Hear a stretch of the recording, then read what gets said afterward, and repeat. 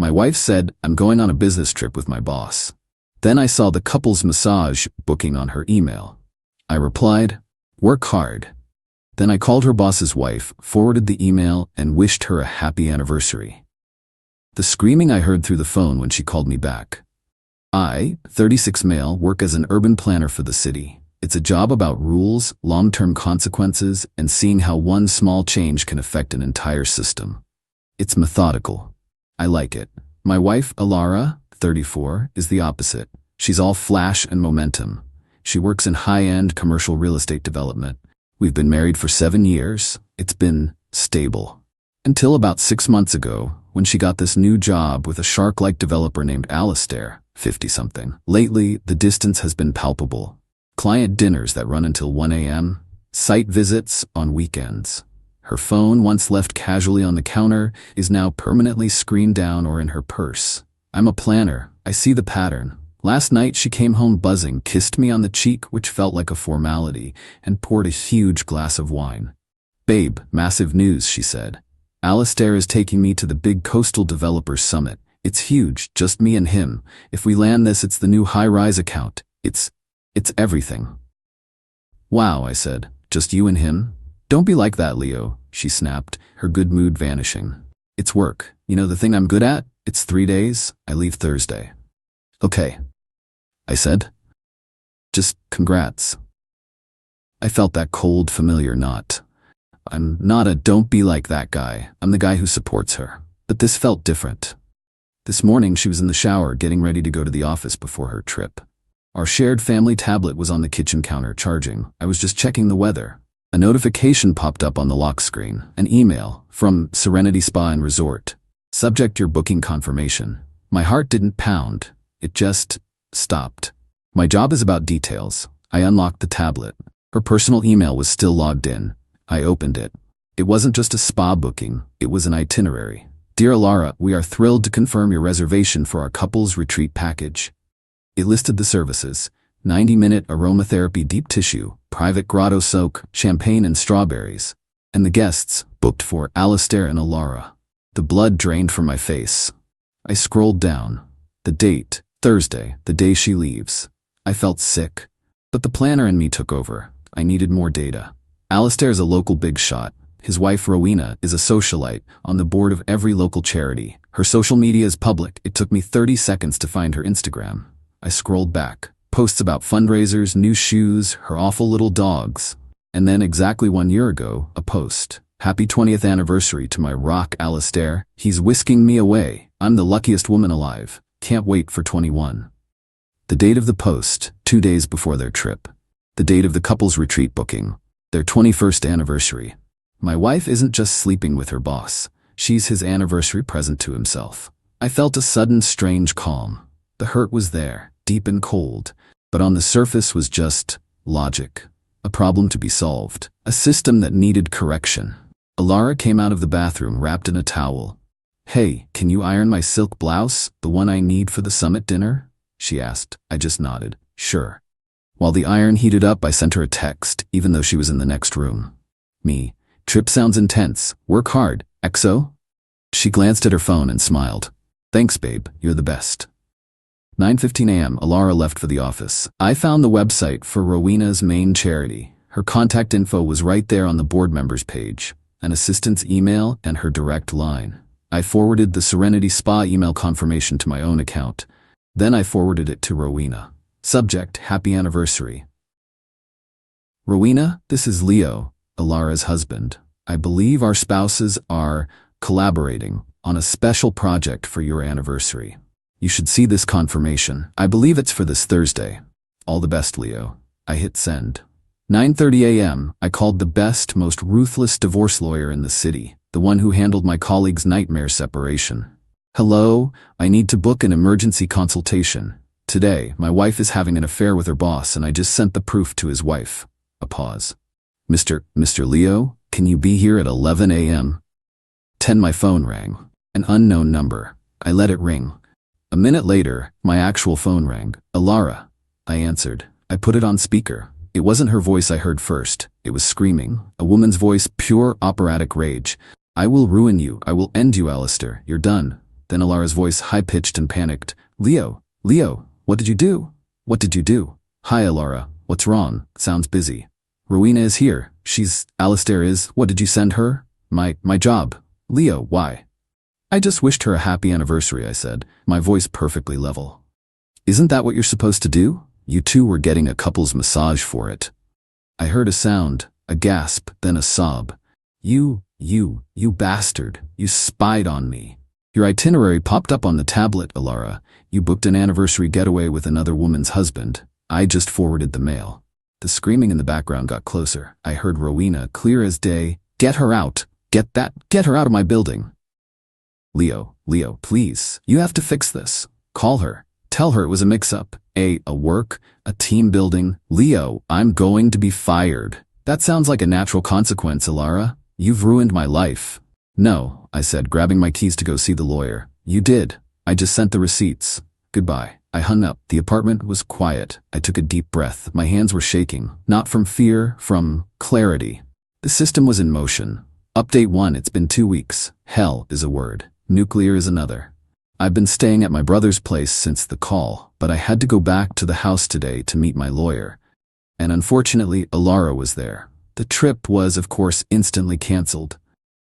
Alara was, as predicted, fired.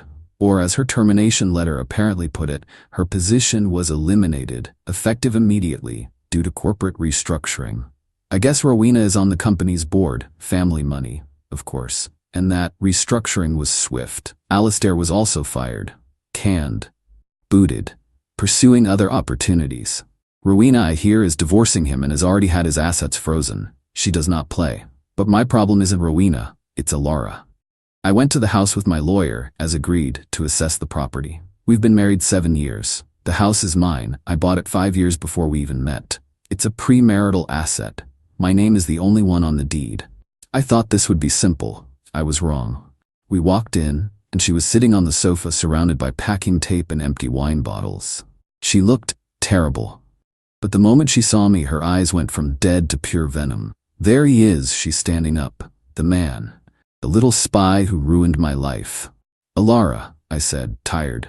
We're here with my lawyer, Mr. Graves, to discuss the path forward. The path forward? She laughed. A high, ugly sound. The path forward is you fixing this, Leo. You think you can just blow up my entire career, my life, and just walk away? Alara, you had an affair on his wife's anniversary. What did you think? I thought you were my husband, she shrieked. I thought you were supposed to support me. This was a mistake. A stupid mistake. Alistair, he's powerful. He promised me a partnership. Do you know what that means? We would have been set for life. Set. And you threw it all away for what? Your pathetic little pride? I was speechless. The entitlement. She wasn't sorry she did it. She was sorry she got caught.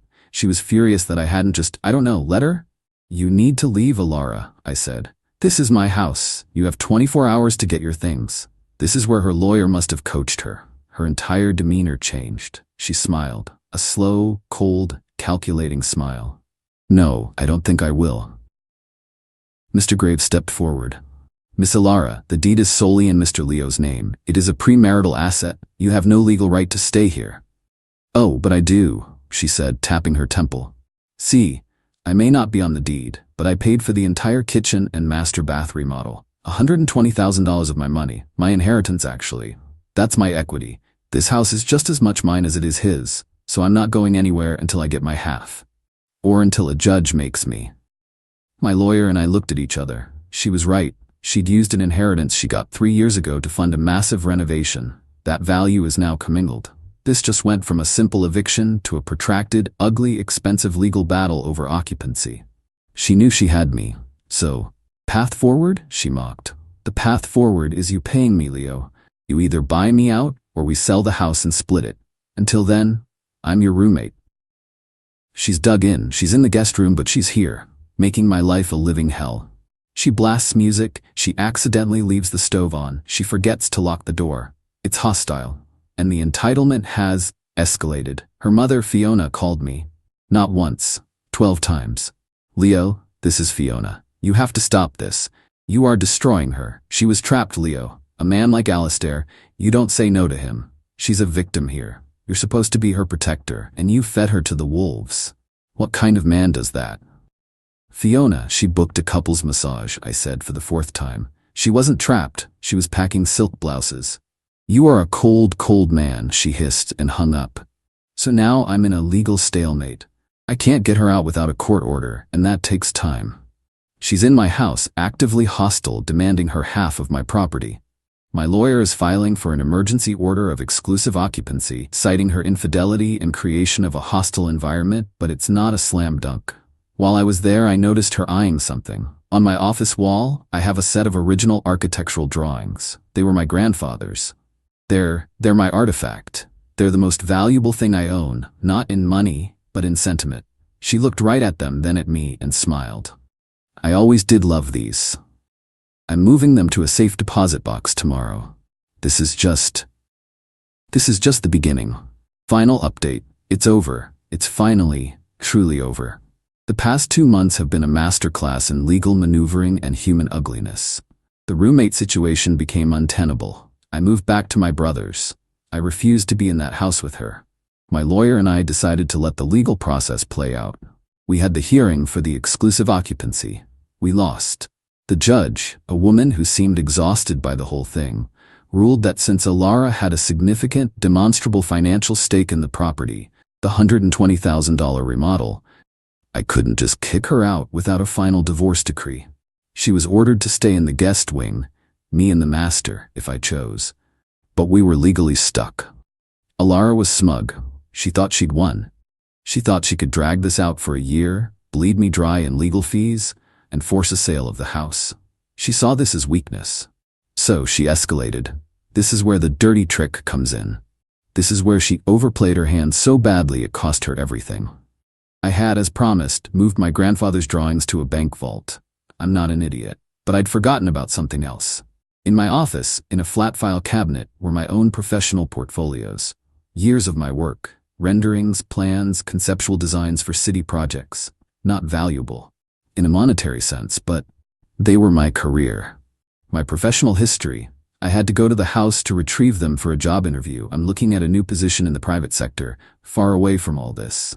I walked into my office. Alara was at work, or job hunting as she claimed. I opened the flat file. Empty. Every single portfolio. Gone. I felt that same coldness from the day I found the email.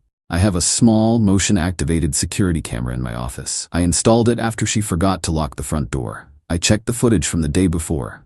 There she was, clear as day.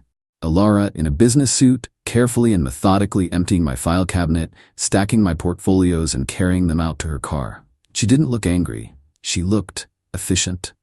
This wasn't an act of passion. This was calculated leverage. She was going to hold my career hostage. I didn't call her. I didn't text. I called my lawyer, Mr. Graves. She did it. She stole my portfolios. I have it on video. I heard him take a sharp breath. Leo, send me that file. Now, do not engage with her. At all. The revenge, it was beautiful. And it wasn't even my idea, it was his. What Alara didn't know is that theft of property during divorce proceedings is not just bad faith. It's criminal contempt of court. And in our state, trade secrets or professional works are valued very highly. Mr. Graves filed an emergency motion. Not just for occupancy, for contempt and theft. We were in front of the same judge 48 hours later. Alara was there with her lawyer, looking confused. She clearly thought this was about something boring, like discovery. The judge, Mr. Graves, this is an unscheduled motion. This had better be good. It is, Your Honor, Graves said, his voice like ice. 2 days ago, the defendant, in clear violation of the automatic temporary restraining orders that prevent the removal or hiding of assets, entered my client's private office and stole his professional portfolios containing his entire career's worth of work. We have a video. He played it on the courtroom monitor, the entire 10-minute clip, Alara methodically, calmly stealing. Alara's lawyer looked at her. His face went white. I heard him whisper, "What did you do?" Alara was staring at the screen, her mouth open. The judge was livid. She took off her glasses. "Miss Alara," she said, her voice dangerously quiet. "You came into my courtroom 2 weeks ago claiming you were a victim, claiming you needed the protection of this court to keep your home. And then, you did this? You committed theft of your husband's professional property? It was just, I was just moving them for safekeeping, Alara stammered. Safekeeping? In your car? The judge roared. You lied to my face. This is an act of breathtaking bad faith. This is criminal. The consequences. Oh, they were so sweet. The judge reversed her previous ruling on the spot. Motion for exclusive occupancy is granted, effective immediately. Miss Alara, you will vacate the premises by 5 p.m. today. You are to be escorted by a sheriff's deputy to retrieve your personal clothing and only your personal clothing and the stolen property, which you will return to Mr. Leo now. The theft. Alara was found in criminal contempt. She was fined $10,000. The divorce. The judge was so incensed by Alara's bad faith actions that it poisoned the entire case. Alara's claim for spousal support? Denied. Completely. The judge ruled that her attempt to financially sabotage her husband proved she was not arguing in good faith. The equity. This is the best part. Her $120,000 in the kitchen was still her equity. That's law. But the judge ordered that her $10,000 contempt fine and 100% of my legal fees from the date of the theft onward were to be paid directly from her share of the equity. The final tally. The divorce was finalized last week. Alistair and Rowena heard the grapevine. Their divorce is final. Rowena, who sits on the board, tore his reputation to shreds. He's unemployable in this city. He lost his houses, his cars, everything. Alara, she got her check. The $120,000 equity, minus the $10,000 fine, minus $35,000 for my legal fees. Mr. Graves is not cheap. She walked away with $75,000, no job, no house, no spousal support, and a contempt of court on her record. She's living with her mother, Fiona? I'm told it's tense. I'm out $75,000, which stings. But it's just money. I have my house. It's quiet. I have my portfolios back. I have my grandfather's drawings, which I just hung back on my office wall. I didn't have to ruin her career. Rowena did that. I didn't have to destroy her finances. The judge did that. I didn't have to prove she was a liar. She did that on camera. She thought she was a shark, but she was just a parasite. She tried to hold my life hostage for leverage. All I did was send one email, and then I let the system she disdained so much just work. It was, as I told my lawyer, a logical consequence.